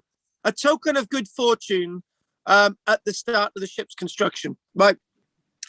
And basically, this is what we see when we also see cats sealed into mine shafts alive as a good luck charm, right? So as the cat is screaming down a mine shaft, it's a good luck charm to have a cat sealed down there. And also animals buried alive in the foundations of houses. So I think shipwrights are a little bit more civilized when they're using coins. Tree trunks found under the hull and forming the support of the ship when under repair have a dendrochronology date of 1468 and 1469. Now, this is really interesting, folks, right? If we go back to my earlier notes, right, I basically said that we've got the vessel being put to sea in about 1449, right? And then what we do have is repair work going on in 1465. That's all established, right? And then I said the date that the vessel is putting is berthed there on its frame to be repaired after I've given the date of 1466, right? Because the dendrochronology of the timber underneath the hull on the cradle dates to 1469. So the vessel itself was being repaired after 1469, as I mentioned earlier on. And that means that the lifespan of the ship is only 20 years. However, if you look at the history of ships, and somebody said earlier on about which victory were we talking about? In fact, there was more than one HMS Victory, right? There's usually ships put out to sea, and then the name is used for another ship as a good luck charm. Ships, because these are timber ships, they're not out to sea for hundreds of years. They can't last hundreds of years out to sea because they just need constantly being repaired. There is circumstantial evidence that by 1469, the ship may have belonged to a certain Earl of Warwick. At that stage, the Earl of Warwick was important in the years of the Wars of the Roses. So if we think about what was happening in 1469, the Wars of the Roses, right? 1485, Richard III, right? So this is a very important vessel in our history and for the period of the War of the Roses. This ship would have been going back and forth when the king went between the Lancastrians and the York. When the kingship went between the Lancastrians and the Yorkists. We don't have we don't have the name of the ship, right? This was which was discussed earlier on, but there is a letter dated the 22nd of November 1469 from the Earl of Warwick to a certain Thomas Throckmorton. Never come across that before. And Throckmorton was the receiver of payments in Newport, and wait for it, in this letter, for the making of the ship at Newport. Now, is this referring, because this is dated 1469, we know that the timber underneath the ship dates from 1468, 1469. That's the cradle to support the ship. Is it actually referring to that vessel, the making of the ship at Newport? Is it discussing about the Newport ship itself? We don't know. We really don't know. Recent research has shown that Newport sometimes had some very large vessels there in the late 1400s, like the Newport medieval ship. So, and these vessels themselves were primarily used to serve long distance trade at Bristol. And when you think about it, as Bristol's, is overburdened with vessels coming in from all parts of the world, from the Low Countries, from the Mediterranean, from Spain, from France, even from Scotland and other places like that. It would have been good to have an auxiliary harbour to actually have to basically have these excess ships being stored, and the Newport ship was one of them. So what I'm thinking of is maybe is I do have, you know, images of some of these timbers, some of these treated timbers, and you've got that piece of metal there, which is also found on the Newport ship. During excavation, several hundred objects were found within the ship, and we mentioned how they come together, ranging from stone cannonballs, yes, stone cannonballs, grape seeds found, even the remains of an hourglass, and also, people, 13 single shoes, 13 shoes, whether actually back then you didn't have a right or a left, you just had a shoe, right? That's it. 13 shoes. So I don't know if any of them make a set. One of them didn't. They also found pieces of cork and some Portuguese coins. So that answers the thing about shoes. This is why I didn't want us to get too much into shoes. So the grape seeds, the cork from Portugal, because the grape seeds could have come from anywhere. Actually, they could have come from, more likely to come from somewhere like France, and we've got a link. Interesting enough, we've got this link. If we go back with the coin, the finding of the coin in 1447. What is a French coin being used in the construction of the vessel when the vessel's being constructed in the Basque country, San Sebastian in Spain, right? But we've got this. But the thing is, it's back then. Back then, coins were like euro coins. Today, there was a set value, and coins would circulate like European coins themselves. So we've obviously got evidence of cork. This was one of the things when they were excavating the vessel, they were finding cork. And it was just like thinking, oh, does it actually originate? There's a little playing piece there. Does it actually originate from Portugal and not Spain? But obviously, cork's a trading object. Presence of the, I mentioned about the wool being used in the colkin, the colkin of the where you're putting the the planking together, and basically the where you use that to for the construction, the clinker building. I couldn't get the bloody word then, for the clinker building, and you've obviously got hair and you've got wool placed in there to actually fill some of the gaps, and then you use pitch, right? So you've got evidence of Spanish sheep wool from the merino sheep. So obviously that's more evidence to say that it was actually built in this Basque region of Spain. And it's, after studying the ship's structural details, believe that the ship may have been built by Basque shipwrights. But there's an indication that some of the work may have been done in France, or there was some French involvement. Very interesting. But we don't want to go any further than that. We're just going to say it was constructed in San Sebastian in the Basque country of Spain for now. But there's some sort of French stuff going on there. Artifacts included Portuguese coins elsewhere. That's right. Trading objects. As I say, it's just silver coins, and they could be from anywhere.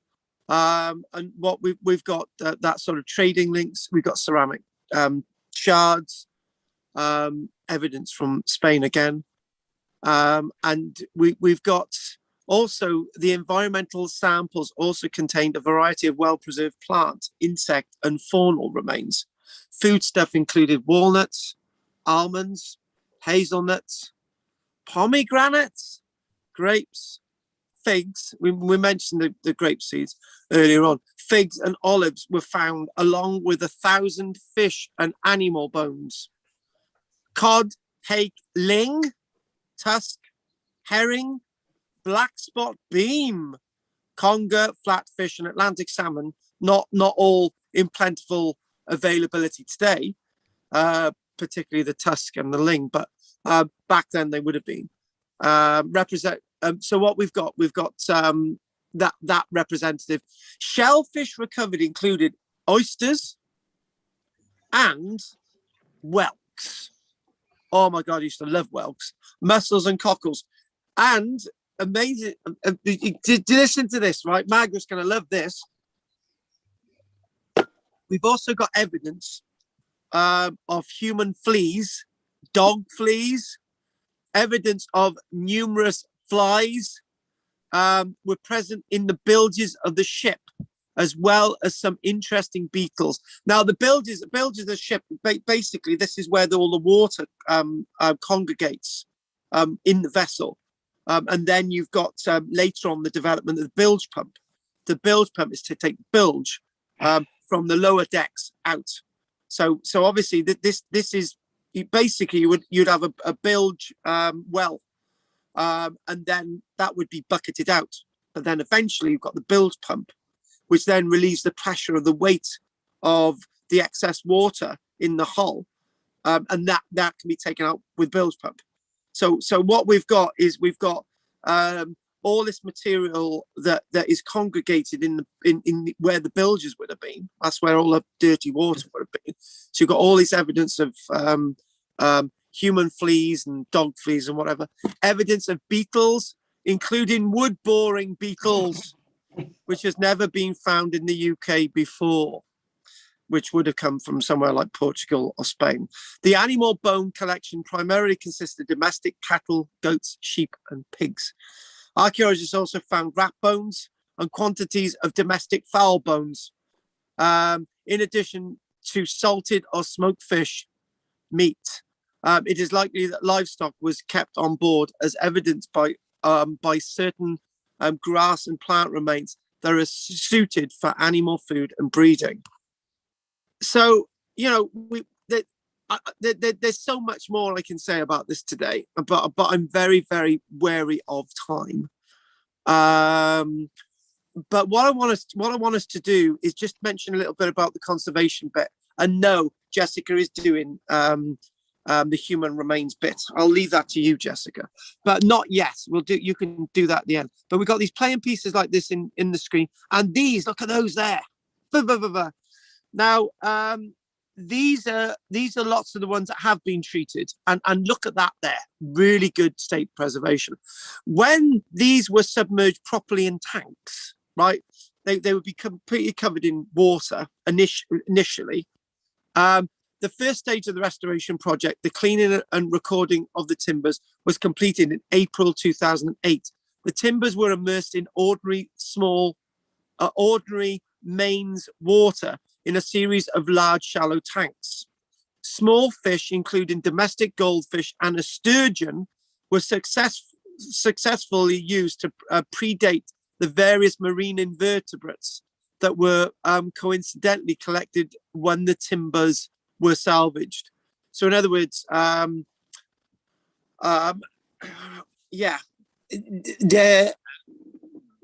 it's just there is that when decay was starting to set in, and obviously with exposure, because as soon as they took the mud off, and obviously there's going to be water coming into the site, that's going to access marine invertebrates into the timber, and they're going to start to eat away at it. So they were well aware of this as they were excavating. So when they put these in the tanks, it meant that these little fish could eat at them. Once the cleaning had been completed, the timbers were individually recorded. The technology using precision to record everything, so we know where everything's going.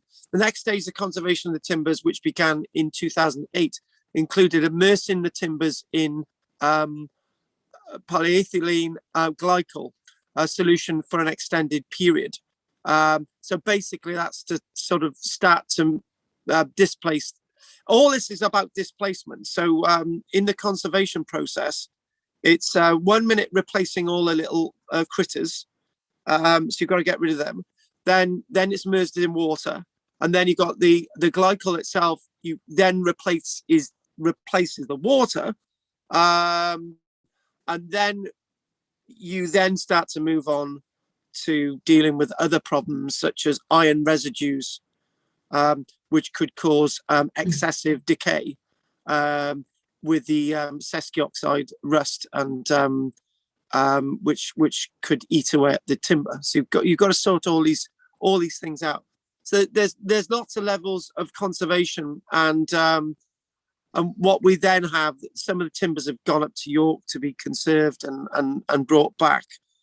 It's a massive ongoing project. It really, really is, and it's just a shame that it's not much well known.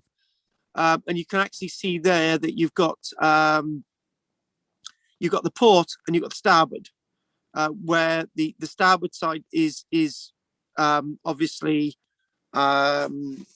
it's what's the word I'm looking for? Oh God, I can't think of the word. It's distorted.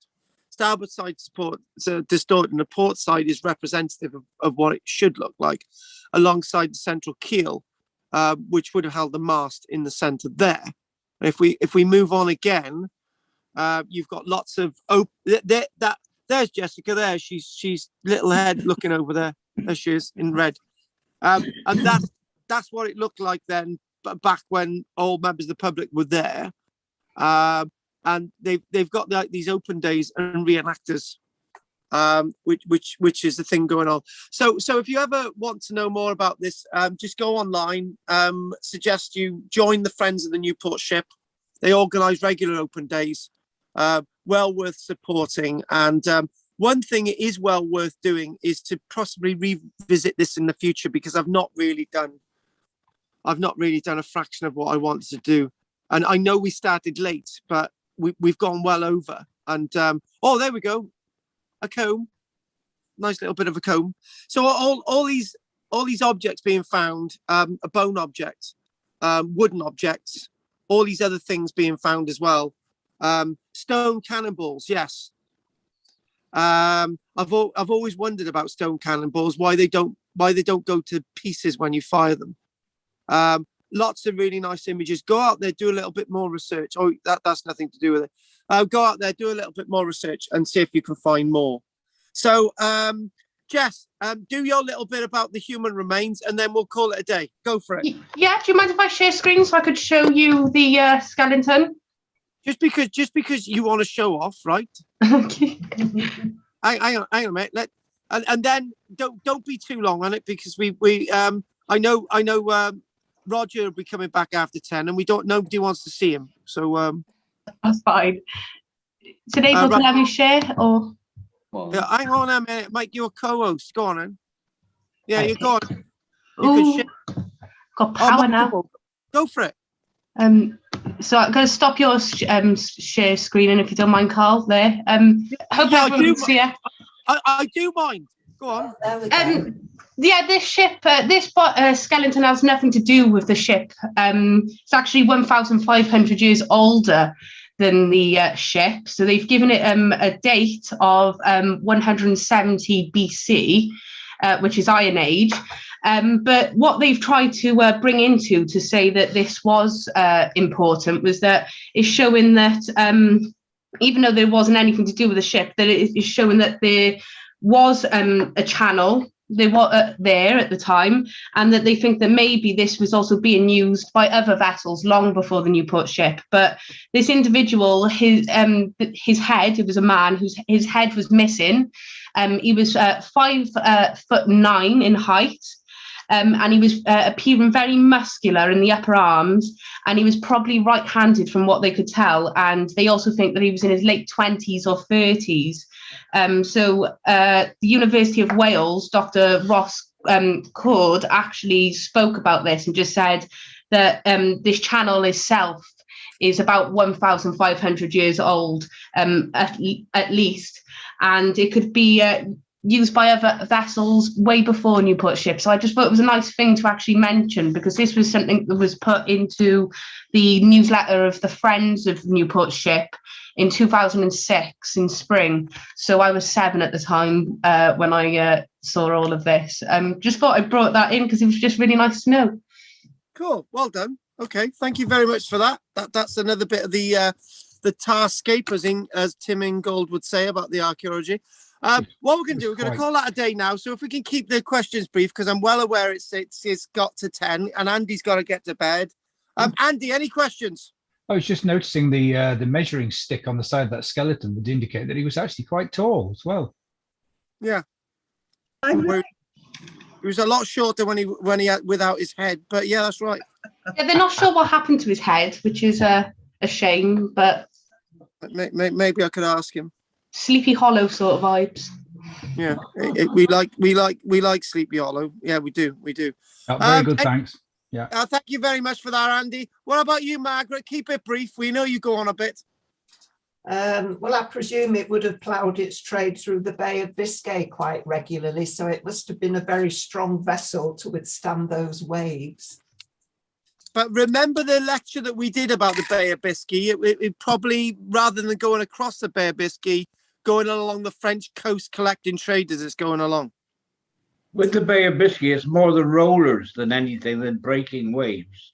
It's the rollers, because you've got the southwesterly coming directly into the Bay of Biscay, which is creating these waves, which are rollers rather than breaking waves. Would it? Oh, so it'd be safer out at sea rather than hugging the coast, then? Rather than close to the coast. Yeah. When we crossed there with Spartagrass as a deck cargo, the rollers caused the deck cargo to get wet on one side, and we had to cut them away overnight.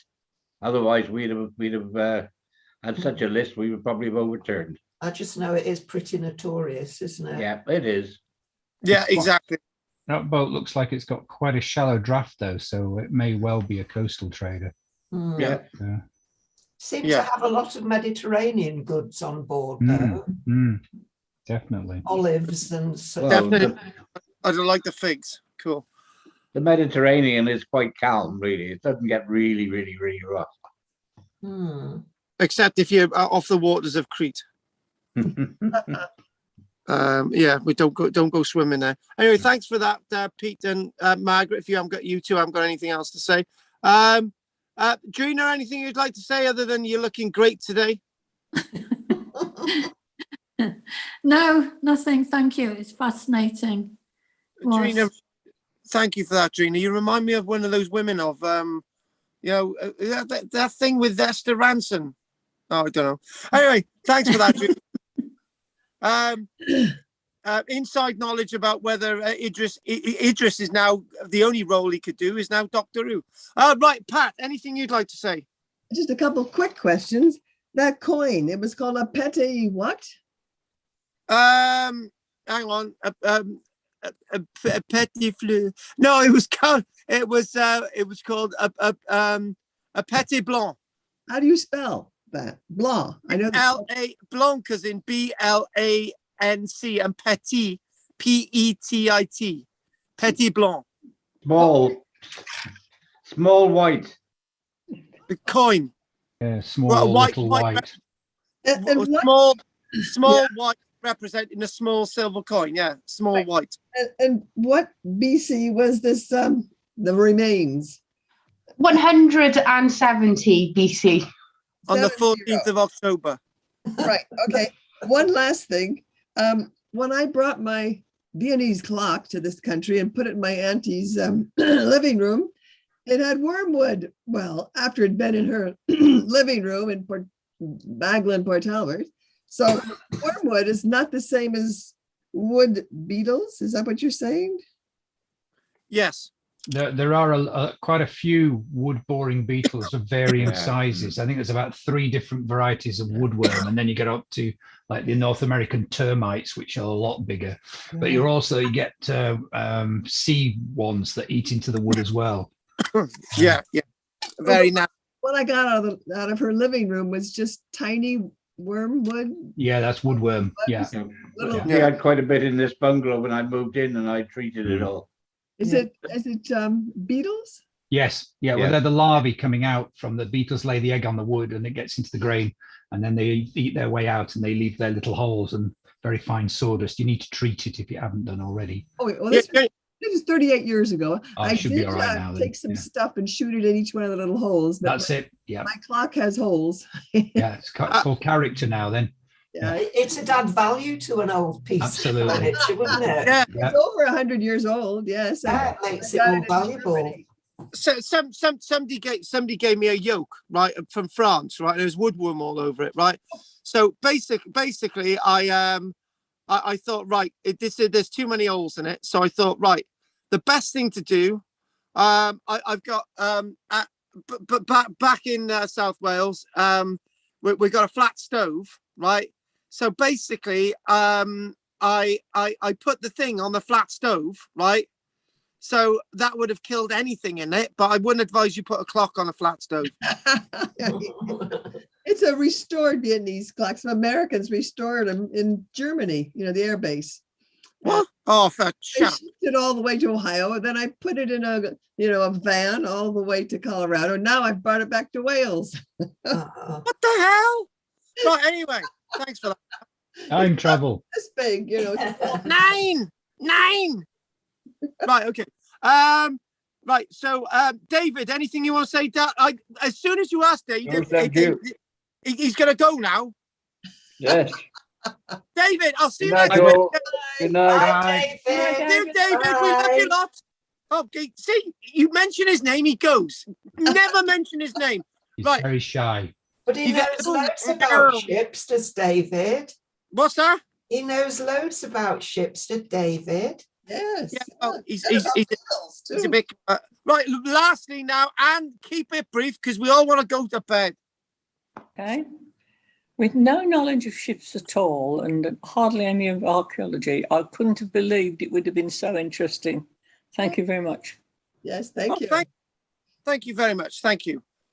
I appreciate that. Is it? Oh my God, that's a good end then, isn't it? Yeah. Yeah, what was I going to say about the adventures down here? Finally, in closing, oh yeah, I don't know what that storm was terrible. Oh yeah, I've got to tell you this, right? Finally, right, this story from the storm, right? Because I had to get up at 5 o'clock in the morning, unblock the road for this guy having to go to work, right? He turned up the following night. He knocked the caravan door and he gave me he said, "Oh, here's a box of dairy milk, right? Ooh. Oh no, milk tray. Yeah, Ooh, milk tray. lovely. A guy giving me milk tray. It was amazing." Right. But unfortunately, Michelle was not too pleased because they were for me and I ate them all. Was he dressed all in black? Yes. He was actually. He had a bear suit on and his tackle out. Yeah. Oh, Andy, that's terrible. Why'd you have to bring down the oh, God. I knew I had to come in somewhere. He had the bear suit. Oh, God, that's terrible. Oh, God, no, stop it. Stop it. Right, okay. On that note, if that's everybody done for tonight, that's been a really good blast. And if there's no other questions, I appreciate your support tonight, and we will see you all next week. And we're doing an unknown lost city somewhere in the world, and I've got to work out where it is because that's what it says in my notes. That's what we're doing next week. The secret is somewhere. It says lost town or city, and I've got to work out which one it was now. Anyway, that's what we're doing next week. If there's no other questions, thank you very much for joining us tonight. I'm going to say goodnight to Pete the Meat, Margaret the Spagret, Dream the Famous Woman, Pat the Mat. No, sorry. Annie Manny and Andy Pandy. Right, no, it's just all right, God. Anyway, Jessica. Right, anyway, that's anyway, before I put my foot in it, and Andy just put his foot in, he brought the tone right down. I will see you all next week. All right, thank you, Carl. Okay, Good one. bye. Carl. Bye. Bye. Bye. Good night, all. Bye, everybody. Good night, everybody. Good night. Bye-bye. Bye-bye. Bye-bye. Bye-bye. Bye-bye. Bye-bye. Oh God. Oh, what a frigging weird one that was. Yeah, Right. I'm a little bit annoyed with Peter, to be honest, Carl. It's like he's trying to make me look silly. Did he? Yeah, he kept saying that I didn't tell him about my trip to Belfast, and I looked at the last recording, and within 18 seconds of that lesson, I made a big fuss about it and that I wasn't going to be there last week.